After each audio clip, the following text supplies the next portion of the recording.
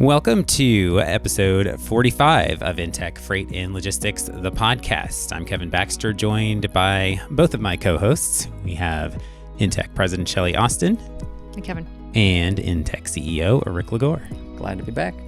Hello to both of you. And we've got a little bit of a different setup today because we're all here. We don't have a guest from outside. So what we're going to do is talk about something that both of my co-hosts know quite a bit about, and that's intermodal.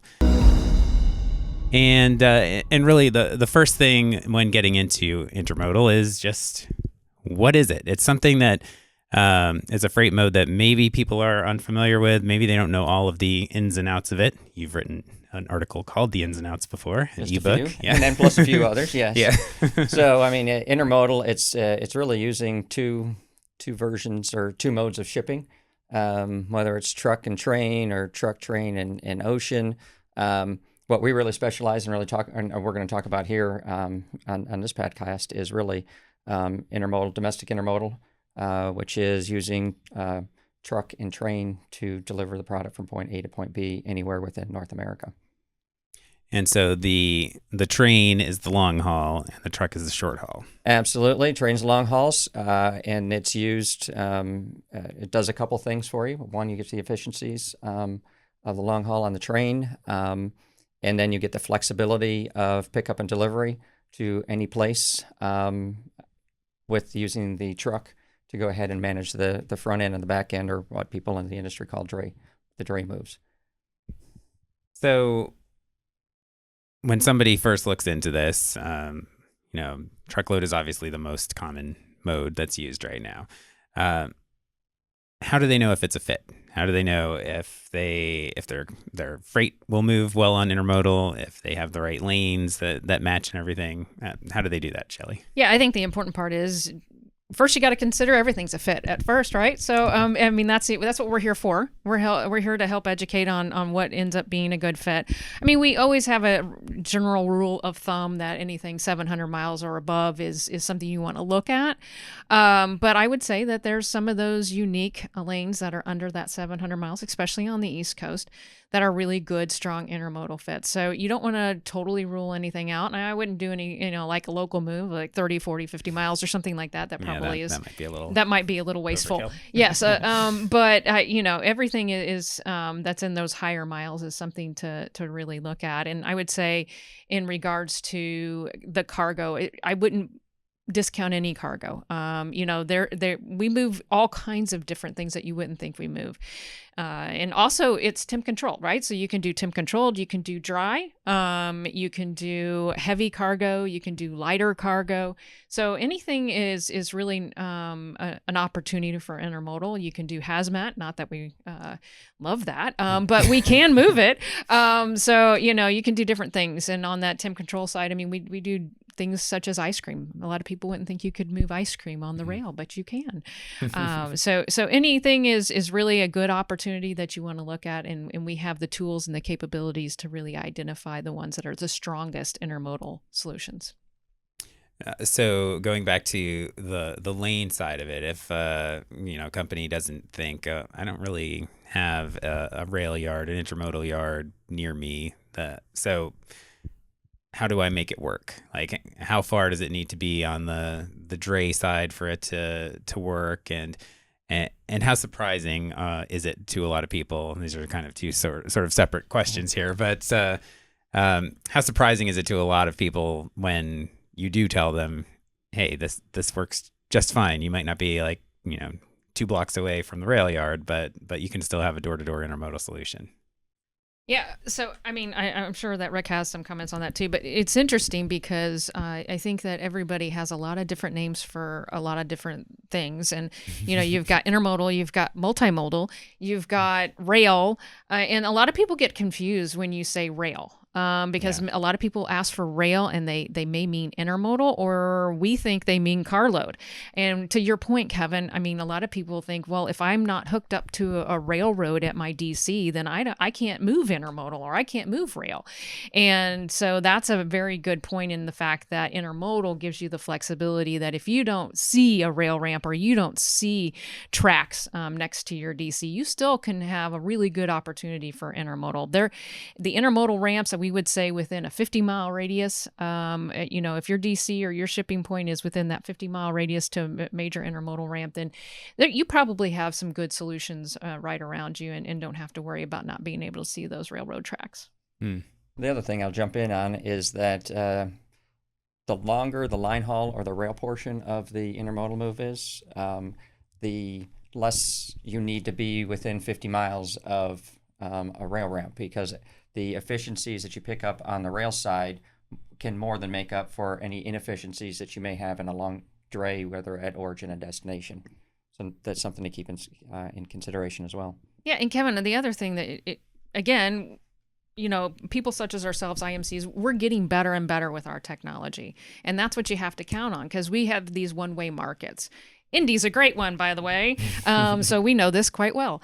And in a one-way market, it appears to be challenging because our largest ramp that we go to is Chicago, and that's 300 plus miles into Chicago. And so a lot of people would think, well, that's not a good opportunity. Well, it is, because we're all getting better at what we do. And so we can match up the inbounds with the outbounds. So now you're not in that one-way scenario where you're paying for that full dray move. You're matching up freight to where you can make it more economical for one, the shipper coming in, or the receiver coming in, and the shipper going out. And now you've just made a big win for two different customers instead of one. So that's always fun too. Yep. So, Rick, you talked about the efficiencies of intermodal. So when you compare intermodal and truckload, what are you getting from intermodal that you're not getting from truckload necessarily in terms of, the cost? And how does it compare as well beyond cost to the transit times and the speed of delivery, as I said, those kinds of things? So transit time, we typically say truck plus a day. So truck transit plus a day is typically what you'll see on intermodal. That changes as you're going across country and you're switching from, say, a West Coast railroad to an East Coast railroad. It normally picks up another 3 days in transit. So we have that. In terms of cost-wise, there's a couple studies out there or data that's put out there every month in terms of cost savings. I know the Journal of Commerce put some stuff out there in terms of cost savings. Right now, they're saying cost savings is somewhere around 25 to 28%. I would actually say cost savings on average is probably somewhere around 12 to 15% savings over truck. Right now, it's running a little bit higher than that, just where the market is right now. Although this past week we've seen a jump in the rates a little over 3%. So, and that has a lot to do with what's going on the West Coast right now. But in any case, it's I'd like to say it's somewhere really around 12 to 15% on average over a lifetime of looking at intermodal rates. Mm-hmm. How about reliability, Shelli? That's something that people also have concerns about with any freight mode. But how about with intermodal? You mean the old story of the slow boat to China is what the rail is, or all these different things that you hear about?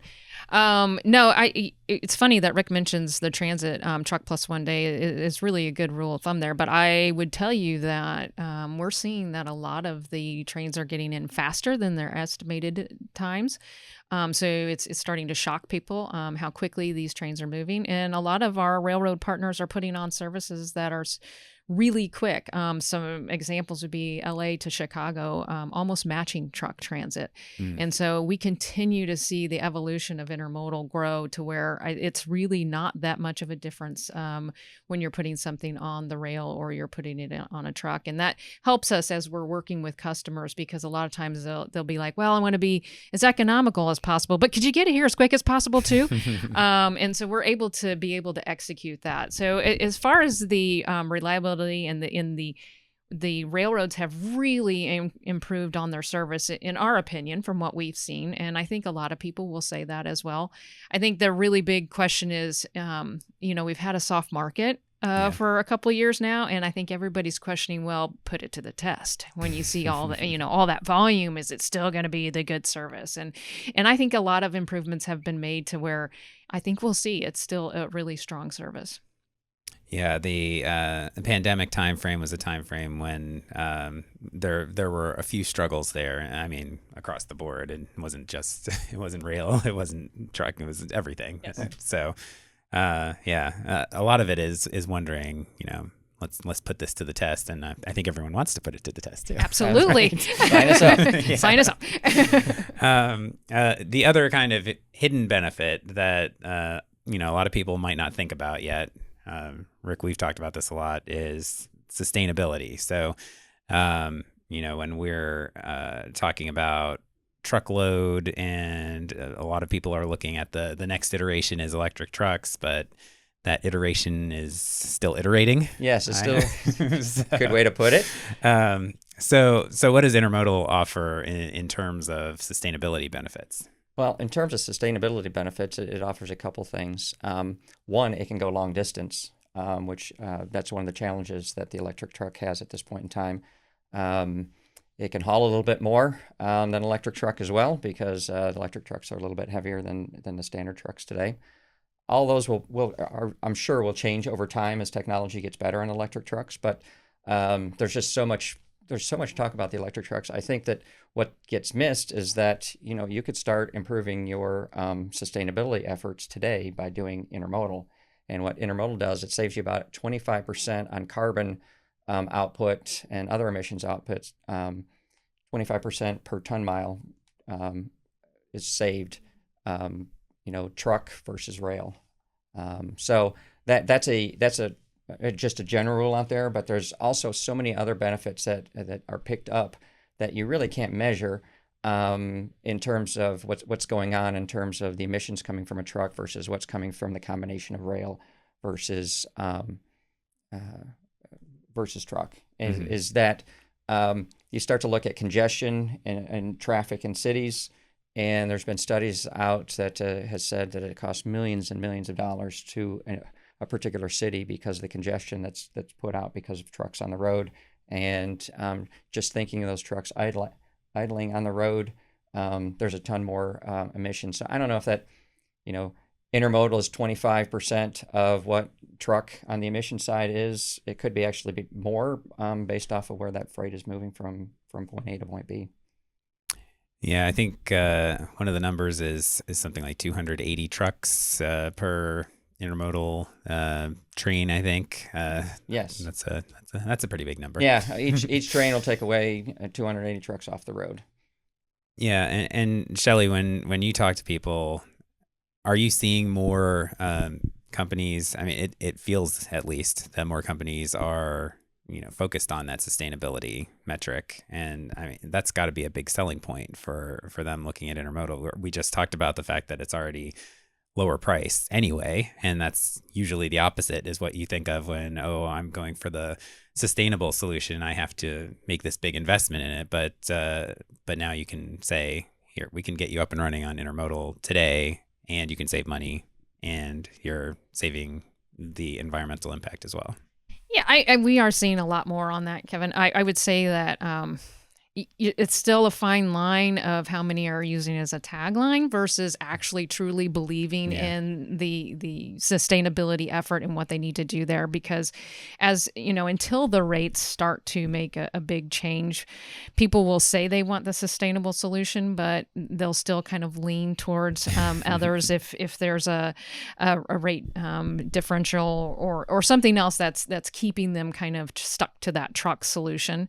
Yeah. But we are seeing it a lot more, and I do think that there's a lot more companies that are really truly making that effort and not just using it as a tagline. So yeah, I would agree. But you talk about hidden benefits of intermodal. And yes, sustainability is definitely a benefit, but I would say there's some other ones that we're seeing as far as a lot of people don't think that equipment or being able to do like drop pools is a benefit on intermodal, but it is. If you think about most of the truckload activity today where you're getting that really low rate, that's all load board activity, right? So you're not getting that benefit of being able to have a pool of equipment and drop and swap and load and churn.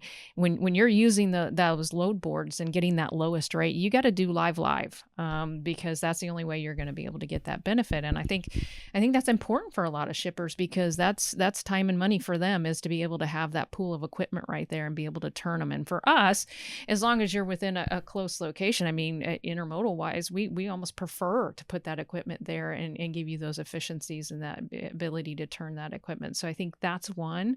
I think another hidden benefit that people don't talk about, we all deal with fraud, don't get me wrong, but in intermodal, it's a different fraud situation than it would be with truck. So in truck, there's a lot of fraud going on in truckload brokerage with whether it be the carrier itself or it be the broker. There's all those different layers of that. In intermodal, it's not as much because you're definitely not dealing with it much on the rail, if any. And your dray carriers, it really hasn't gotten into the dray carrier portion because it's those shorter miles. And so what we may be dealing with our own challenges, whether it be some theft or cargo claims and those types of things, and with the rail, we're not dealing with the same situation that truck is dealing with right now on fraud. So a little bit more protection there. And I would say, we love Mexico, and one of the hidden benefits for Mexico, it is a lot better to move on the rail as far as protecting your cargo. It's a lot safer, and you're not going to have as much of those cargo claims, and it's a really good transit and opportunity to kind of get through not having those congestion and challenges at the crossing border that you see with truck. So you said hidden benefits. I just had to go and throw them out you there. Had somewhere in the holster there. they were just right there. I had to go. Yeah, and even on the theft side, so Jill was covering a lot of the fraud side. On the theft side, the box is on the rail, so the rail is always moving, so it'd be tough to take that and steal it. Yeah, we don't have too many horseback gangs coming up on the railroad anymore that you have to worry about. No, we do not. But the other part is that the dray side, the guys are coming in with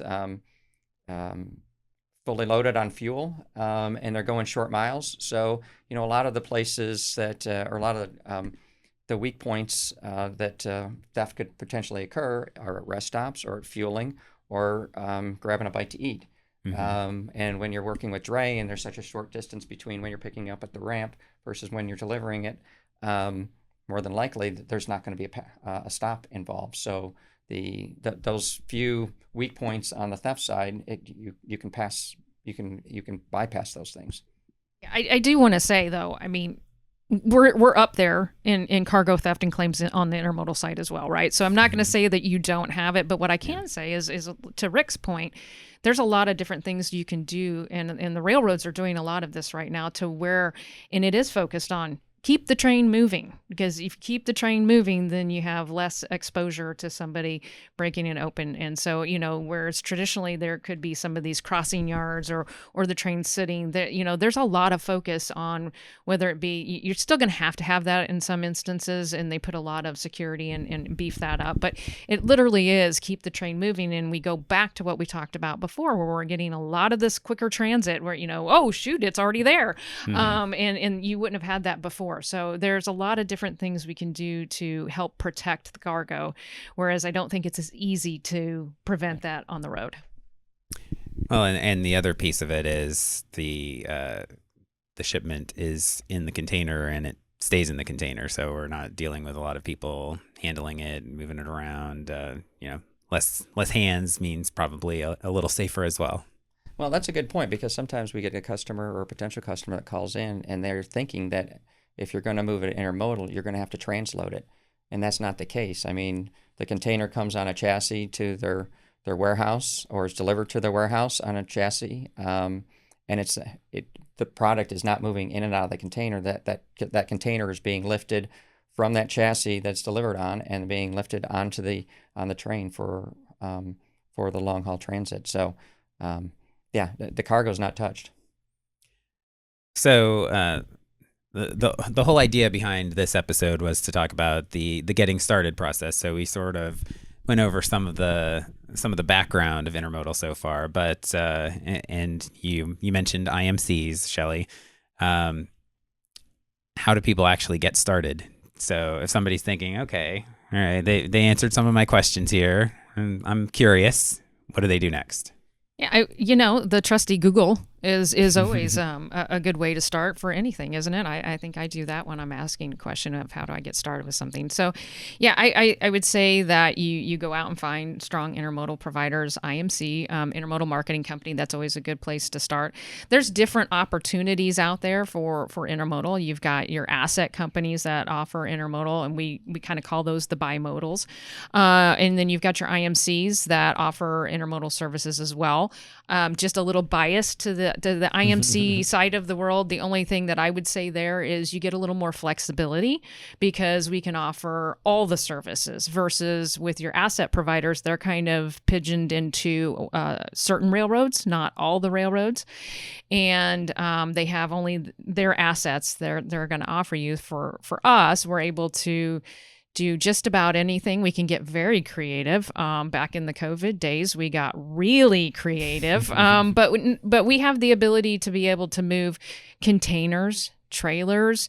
We can do 53 footers. We can do 40s. We can do 45s. There's all these different opportunities, and we can move on all the railroads. So with that ability, the IMCs can give maybe a lot more depth and solutions to what they're offering.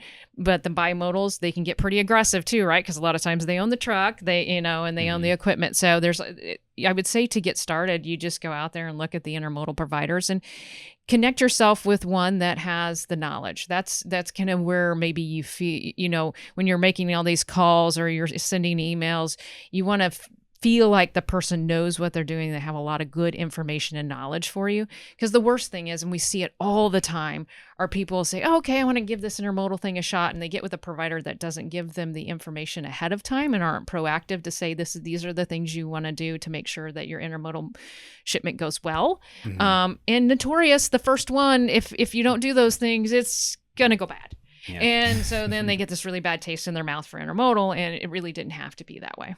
Mm-hmm. Yeah, so there's a couple things I just want to jump on what Shelli had to say. So when you're looking for an intermodal provider and you really want an IMC, one of the questions to ask is, are they getting rates directly from the railroads? Because sometimes what we found is that the shippers think that they're working with an IMC, but the reality is they're working with a broker, mm-hmm. who is then working with an IMC, who then has that relationship with the railroads. And that gets onto the education side, because a IMC is going to know a lot more than just an overall broker that's just going to say, I'm going to move it to, I can offer you intermodal, it's going to be cheaper. There's a whole lot more that's in it. We like to say that intermodal is truck-like, not exactly like truck. So there are some intricacies that you need to know. In terms of the railroads, it's important to be able to work with all the railroads. Again, bias a little bit here. But the reason being is that not all railroads have the ramps in the same areas. Yes, everyone's in LA. Yes, everybody's in Chicago. But there's a number of ramps that are only specific to Union Pacific or maybe specific to BNSF. And if you can work with all of them, what ends up happening is you can shorten up the dray on some of the stuff, because you will be able to hit a more specific ramp that's more specific or is more closely related in miles from your origin to destination. So that's a good thing. And then the last thing I'm just going to throw and jump in on that is that when you have the bimodals, which is the asset side, there is no one within intermodal that owns 100% of the assets. Yeah. And that's something that is different in what shippers sometimes miss, because they say, oh, you're not an asset provider, because they're using an asset provider in terms of the way they think about it in truck. But in truck, yes, they own the equipment, the driver's on their payroll. Whereas on the intermodal space, like the JB Hunt, they're the strongest bimodal player out there, but they don't own the railroads. They don't own the tracks. They own, they own the containers. They own a good portion of the dray that they use with their drivers. But that's just an example, that, as in, an asset is not an asset in terms of comparing the intermodal versus truckload. Yeah, the railroads are the railroads, but kind of the important thing with mentioning the IMCs, somebody might be out there saying, "Oh, well, can I just go directly to the railroads?" Well, that's not an option, right? Correct. That is correct. Yeah. No, I mean, that's one of the things that we enjoy, is that we are adding that extra value to the customers because they can't go direct to the railroads, and we can provide that knowledge base, but also we give them that solution to go to work with the railroads. And a lot of times we're bringing our customers into the conversations with the railroads. I think that's very important, because it helps not only the railroads understand what the customer's trying to achieve, but it also helps on the reverse side of it, so that the customer can hear what the railroad is trying to achieve. And that seems to work a lot better. And so we enjoy that opportunity to be the middleman when the middleman is actually adding value. And talking about looking into IMCs, you mentioned Google, so going to different websites, looking around, seeing, kind of getting a feel there. Do you recommend a few conversations as well if you're shopping around? Just talk to the representatives of a few of them to see what's going on. Yeah, I think I do. And I also, just to give a plug there's organizations out there that are really strong to help with that. We've got the TIA, Transportation Intermediaries Association, and everybody always thinks truck for the TIA, but there's an intermodal committee within the TIA. And so there's all that education there to help make sure that you're working with a reputable, strong partner in the space to help get started. Another one that's very near and dear is the IANA, Intermodal Association of North America. A little plug there. Expo's coming up. And I think you get yourself associated and involved with those organizations, then you can really build that network to know the strong players and the ones that can help you move forward quicker in the intermodal space. Are there any, looking at the nitty gritty pieces, if somebody's looking for certifications, insurance, registration, any of that, is there anything that somebody should be watching out for if somebody doesn't publicize or share something right away? I mean, maybe that's another hint that they're not working directly with an IMC. You want to hit that one? I don't know. You're always the sleuth out there, the one finding the fraudulent activity. No, I mean, there's all kinds of things. Typically, when people are getting started, there's a packet where you're going to look at what their authority is, and you're going to look at their certifications. I think that it's really important to get smart way players, because as we look and continue on this sustainability effort, that's a really strong certification. But I think, as well as on the insurance, man, the insurance has taken such a big turn from where we were at before to where it is now. Rick, you're definitely the better one to talk on that. But I think that it is important to be, tedious about what you're looking at on what the provider has. That's a great question, Kevin, because we don't talk about that as much as we should. Well, I just think overall, if a shipper is out there looking for a solution, whether it's truck or intermodal, they should always check the NMFC. And jump on there to make sure that the carrier does have, or the broker has, the right registration. It hasn't been revoked. It's one way to tell whether or not you're working with an asset player versus a non-asset player, because it'll tell you the number of trucks that are out there. But in a lot of cases, from what we see, is you get a rate, you sort it lowest to highest on the spreadsheet, and you go ahead and I'm going to pick that one, and they miss the part on the insurance side. That because they didn't do the check to see, how are they lined up with the licensing authorities out there. So that's one thing. In terms of the other things, I mean, there's a number of places that you can go look at, like IANA. I would if you're looking for an intermodal provider, I would check to see whether or not they're a member of IANA, because if they're not a member of IANA, they're probably not an IMC, because I don't know in my head right now anybody that's out there that's an IMC that's not a member of IANA. I could be wrong, but No, I don't know of one. yeah, and that's also the other difference between intermodal versus truckload, or even truckload brokerage, is that the truckload is super diversified. I mean, 700,000 licenses out there, or operating authorities, most of which have less than 20 trucks. Mm-hmm. And then you go to the IMC market, and you're looking at 50 IMCs. And you've got the super large IMCs that are sitting out there, but then you've got some mid-market ones like ourselves, that play in certain areas, and sometimes we're playing on the same docks as the larger ones. So, but I definitely look to see if that providers out there that you're talking with is actually associated with IANA. So once you've done that due diligence, you've talked around, you've maybe come up with one that you've settled on. So, what's that next step like when you've gotten to the point where, okay, we want to work together? Where do you determine the fits in terms of the lanes, how much intermodal to maybe transition to, or do you do it all? Do you do a little? Is it a sample to start with? What would you say? You can do just about anything, Kevin. We see it always. There's really not one right way to do it. I will say that once you start, it's very important to always know the commodity that you're working with on intermodal, and we really haven't gotten into too much of that yet, and I know that we will, but the commodity is very important, because everybody always thinks that there's a lot of extra work to do intermodal versus truckload, which is not so much the case. I mean, any commodity that is a concern on the rail is probably a concern over the road as well, and you have to be careful about how you brace it. There's just different ways to brace it, and so I always like to start with a commodity when we're working with a customer, because then we can make sure, okay, well, we're not secretly going to get some hazmat that we didn't know about and not have it certified correctly, are we? Or even there's also restricted commodities.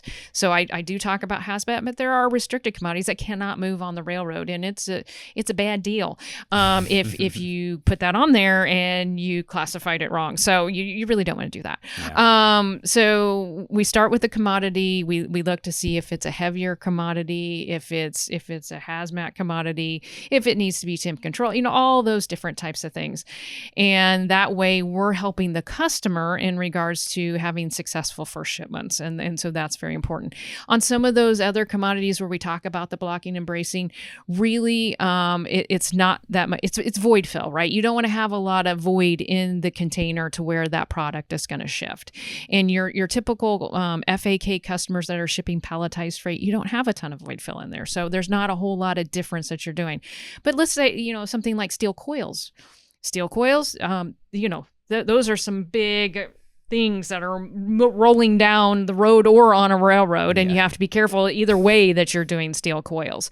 So we utilize the railroads in those situations. We want to be the customer's expert, but we utilize a lot of resources to be that expert for them.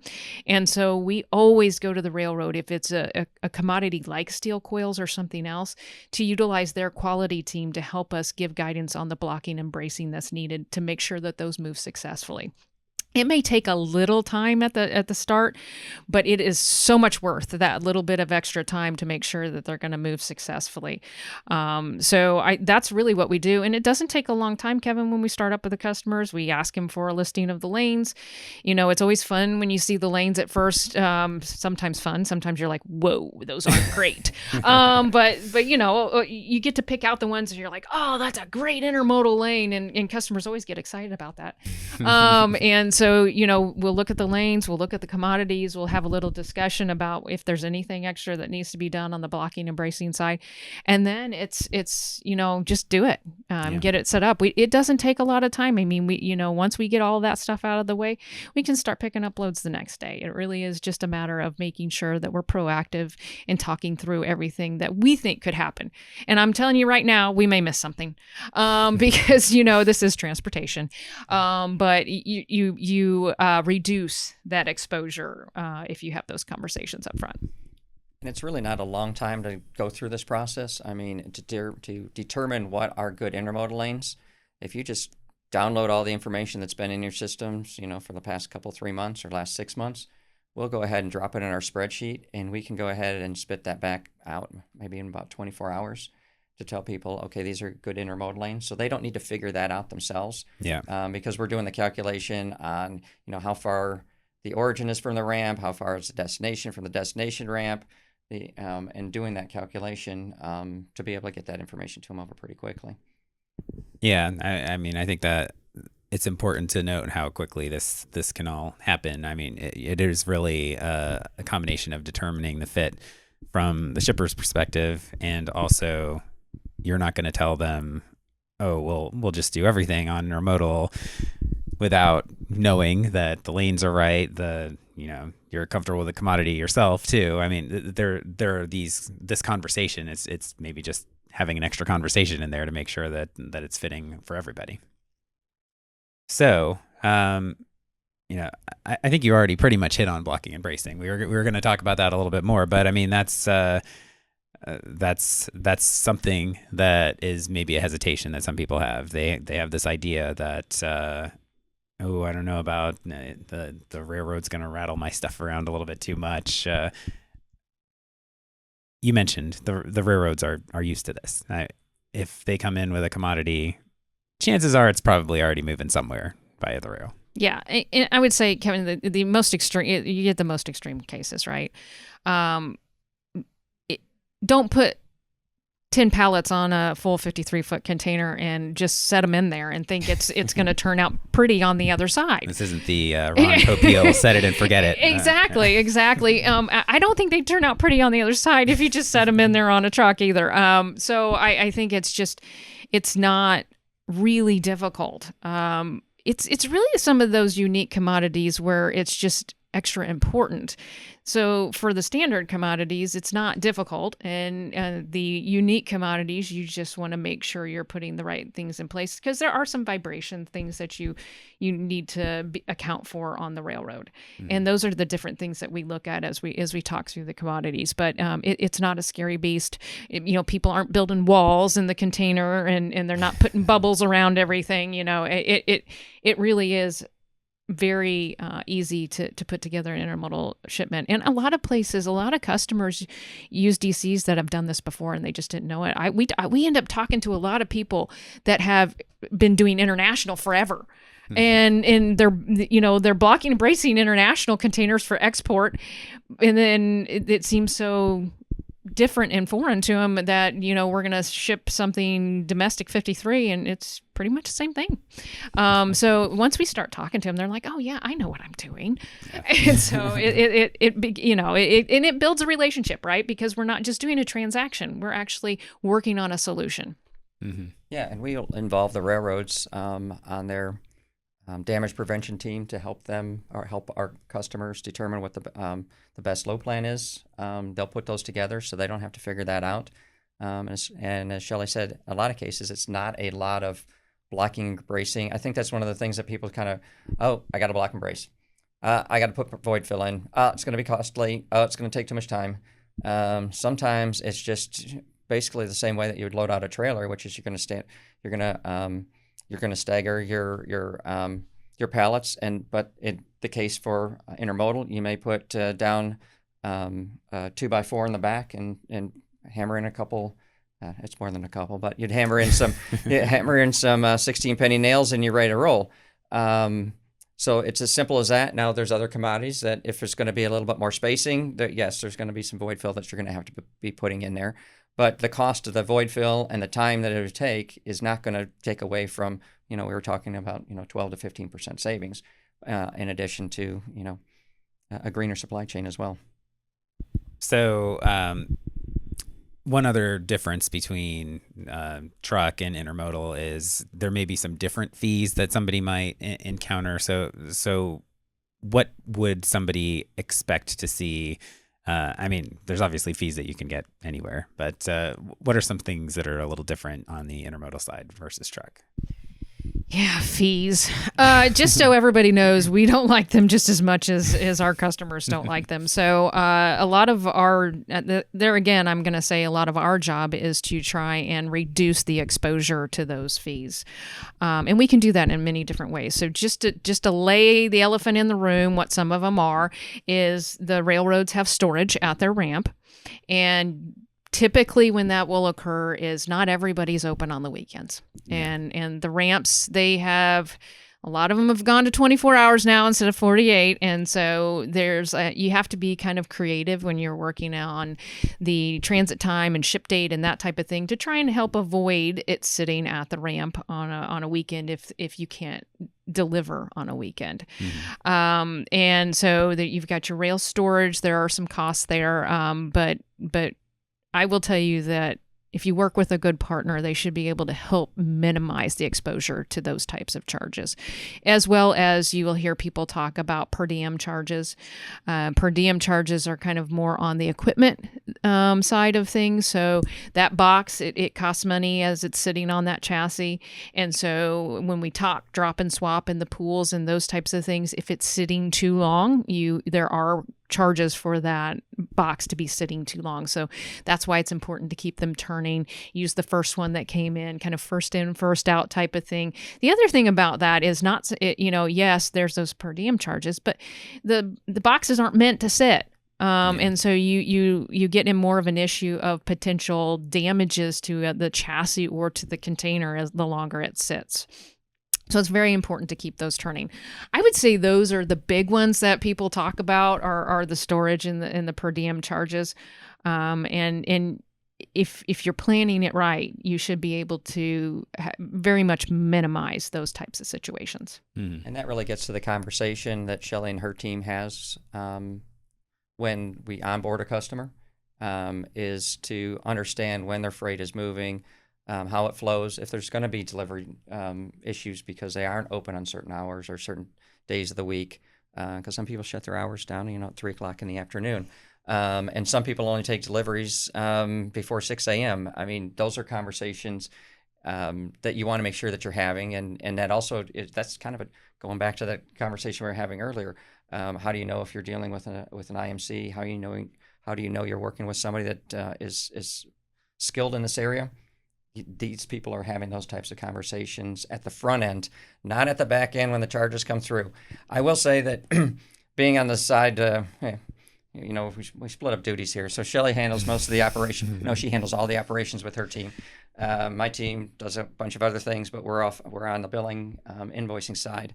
And I would say, don't get too afraid of the storage and the per diem, because quite frankly, we don't see, in terms of the overall percentage of shipments that receive those charges, it's very, very small amount. And then while we're talking about billing, one of the questions that we often hear is, well, am I going to get 3 different bills? I'm going to get an origin dray, destination dray, and the railroad bill. And then where do you fit in all this? Actually, what they end up doing is they get one bill. The accounting department probably won't even know that they're dealing with an intermodal company. Because it looked just like truck. It's going to be your line haul plus fuel. And that's what the bill is. And it's one invoice for all the transactions. We handle the transactions from front to beginning. Their own, even so talk a little operationally there, when you're working with the IMCs, they handle all 3 of those. So the shippers don't have to talk to 3 different people. We're doing all that coordination and we're reporting back to the customer as to what's going on with their shipments. Yeah, and Kevin, I'm just going to jump in there. There's a little uniqueness to. We're mostly kind of referencing 53-foot domestic intermodal here, but there are other things in the intermodal space, like let's talk about international repo boxes and then the domestic repo for the small boxes. There are other charges that you run into there that you have to look out for. The flip side of it is, if you can get into a small box program, if you have a good fit for that, your rate is going to be really aggressive. So you just have to be mindful of what those additional charges would be. And just to mention a few of them, just so there's some, they're not a shocker, like chassis splits. Those are different things that happen in that small box space. You see more per day chassis charges, even though the 53-foot box boxes, that's kind of built into that per diem. But you hear it in a different sense. You hear chassis splits, you hear per day chassis charges. There's different things with the different solutions that you're going to see these extra charges, but that's where we educate on that up front. And so there's an awareness of it. It's not a shock. Yeah. And you're trying to, as you said, you don't like these any more than anyone else does. So you're trying to avoid them as much as possible. So they're a pain. When you're planning. They're an absolute pain, right? Yeah. Nobody wants to deal with them. So minimize them the best that you can. Mm-hmm.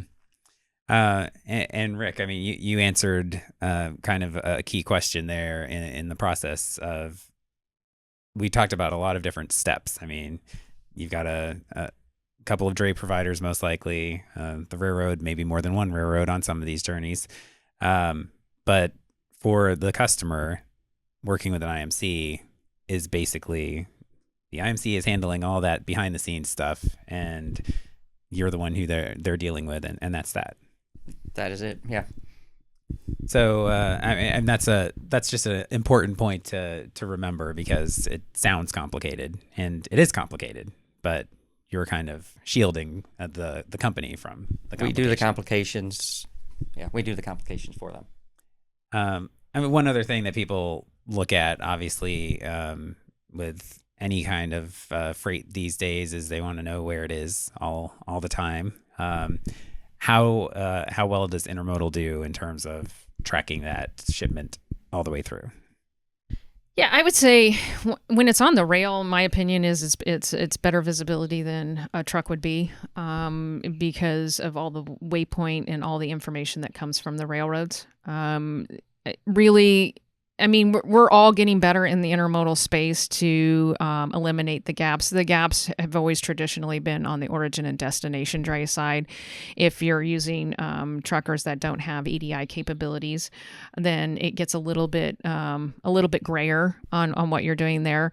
I hate to keep reiterating, but I think that's really important with the choice of provider that you use, because if the provider has good technology, then we're eliminating those gaps behind the scenes to where we're setting up, whether it be in internal check calls or whether it be we're setting up all the different parts and pieces on the EDI to where that visibility is there.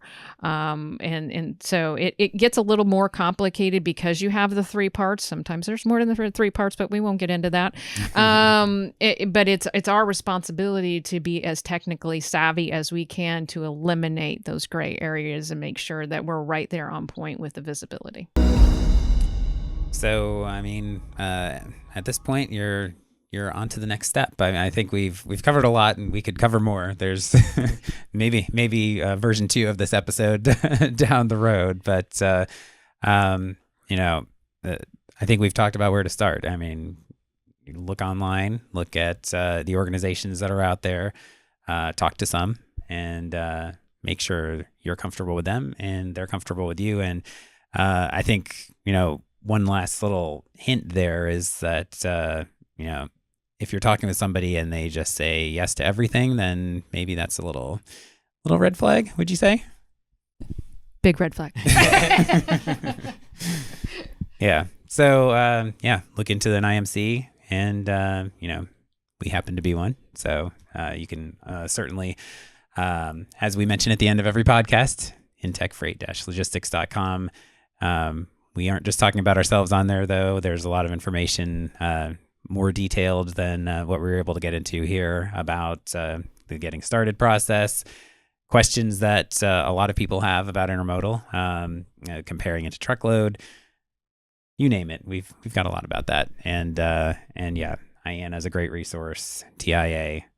They're very easy to find, and they're happy to help you. So with that, thank you, Rick. Thank you, Shelli. And we'll have our next episode coming soon. But before we get to that, please do rate and review us. Drop us a comment. You can email us at podcast@inteklogistics.com with any questions. And, again, subscribe, follow, rate, review. We love all of that. We we are happy to have you wherever you listen and however you listen. And we will be back next time with another episode. So until then, we'll talk to you later.